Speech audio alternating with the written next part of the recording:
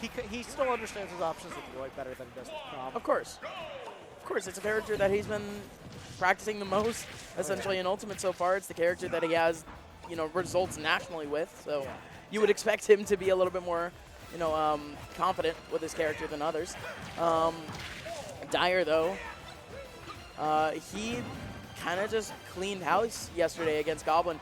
Even against this Roy, man, I mean, until the last stock hit, he was up 2 stocks. Oh, wow. And then Goblin made a little bit of a comeback with his Roy, but I mean, Dyer, even with Banjo Kazooie, can take down his Roy. It's kind of really wild, actually. Yeah.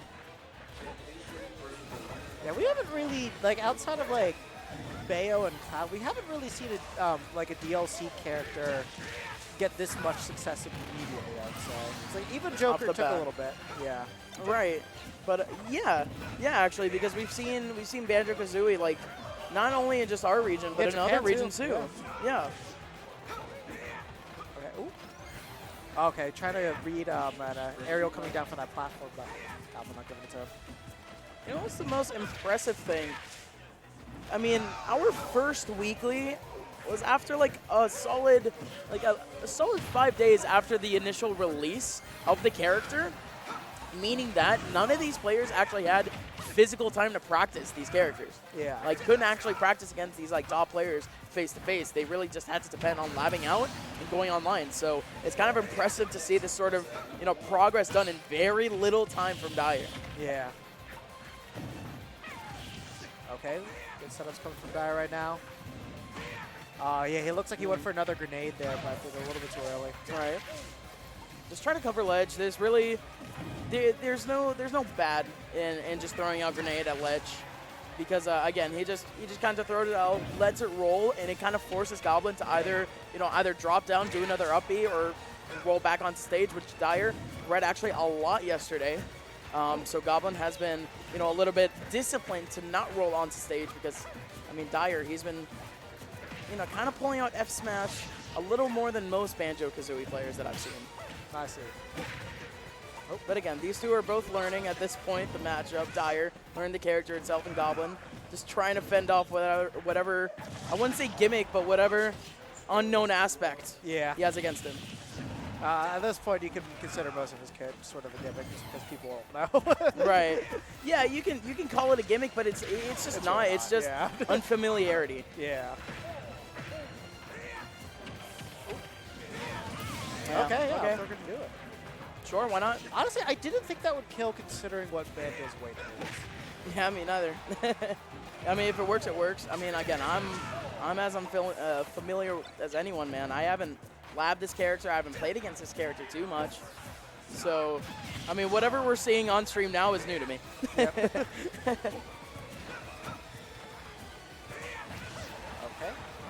Trying to go for safe pokes at this point. Oh! Oh, nice parry, but yeah, we got the weak hit. Yeah, the very last, and one of the very last frames of that side B hitting. Down throw. Ooh. Whoa, why? You had a kill. Maybe he wasn't that confident. I mean, yeah, okay. Maybe it just wasn't that confident at that percent. Again, it's very easy to mash out of. I don't know how much at that percent, and I don't know how trusty up smash is, but the down throw up smash is like a very true confirm once they can't mash. Okay. So it's like, 140, 150. It's not a bad option to go for at all. Okay. Fair. Landing fair from Goblin. Still trying to space out a little bit more. They get the sour spot on that fair. Ooh, landing in with an air. Trying to get that grab, but it's going to get punished. Oh, that dash cancel was amazing. Goblin, he's going to take that game 1. Good stuff for Goblin for being able to read the option right there. So I have a feeling we'll probably get a stage pick, but I don't know what Goblin's going to ban. If he doesn't ban Smashville, I'm assuming we're going there, but Battlefield's going to be the pick. I really like using Banjo with platform stages. There's just specifically the way that he's able to control space with the grenade on there is really, really good. He's dedicated to Banjo at this point, man. I don't see Dyer switching off at all tonight. Tonight, I don't think so. This week is like his testing grounds. Yes. Essentially, we see this literally every time that a new character comes out. Almost every time that a new character comes out, Dyer will laugh the hell out of it, man. Yes. Next, he always got to learn everything that he can about them. Right. Either for his own sake, you know, in terms of just knowledge, or maybe even to adapt to that character. We see that with Joker. Yeah. Oh. Gonna recover with Geta. Oh, okay, Goblin. I kind of like that. Just that mid-air side B, continuing it on the ground. Yeah, just trying to keep himself safe there. Recovery with side B, it's a coin flip, if anything. If Dyer's too high on that side B, when he lands, he starts to drift a little bit, so Goblin does have a little bit of time to punish. But if Dyer does that side B when recovering lower to the ground, he can just get up immediately and actually try to interact with Goblin in some sort of way. So yeah, Dyer does have to watch out for that. Dyer, in the process though, gonna take. Oh, okay. Or Goblin gonna take a stock. So I'm going to ask Dyer to see what he thinks is better, going for a gentleman or for the rapid jabs with Banjo. I've seen him go for the rapid jabs every single time, but me personally, I love going for setups off the gentleman, just because like it puts your opponent in such an awkward angle where it's above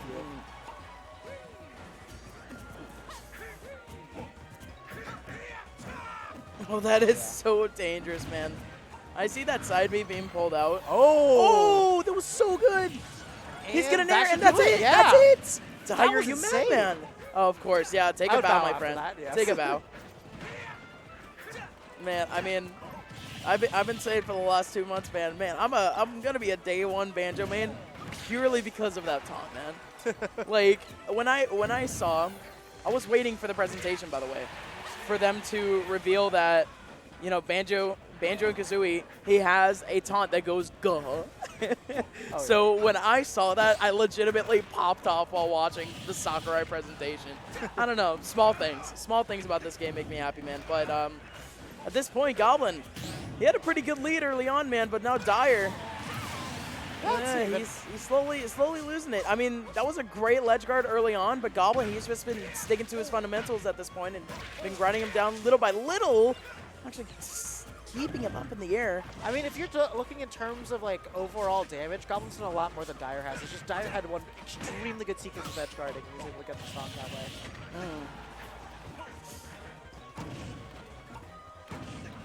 Nice grenades from Dyer, man. So something I've kind of noticed from Dyer that I'm not too big a fan of is I You hate that. You hate to see that. But the biggest thing I was going to say is the way that he tries to punish his opponents on platforms, I think is bad. Because with Banjo? I mean, with Banjo is what I'm seeing right now. I don't know what it's like with his other characters because I'm not really thinking about it. But pretty much, he's putting himself in a position where he's always in his area where he can just get hit, when realistically he could just shark underneath and just like go for up airs or nairs, carry his opponent off and just do a lot more damage while keeping him safe. Okay. Whereas like when he's so combo starters, more like. No, it's just he's already hit him. He's Goblin's above the platforms, and he's just putting himself like on top of the platform, so he can get hit by an aerial when the Goblin's falling with him. Oh, okay, so just misposition. Yeah, okay. I don't like the positioning at all. Oh, okay, the parry with the immediate, that's the immediate jabs, but yeah, no, man, I can't stop thinking about that last stock. That's so unfortunate, and that property with the side B, we actually compared it a little bit to Charizard's yesterday. Oh yes. One big thing is that, first of all, again, it doesn't do damage to Banjo Kazooie. That's a plus. But a con or pro depends on the situation. Good punish from Goblin. One big pro or con is that when he goes for that side B, it actually stops at ledge. Yeah. That's amazing for 2 frames, but it's also awful when you start getting punished, because that just gives you one uniform area where your opponent can punish you at. Oh yeah, for sure.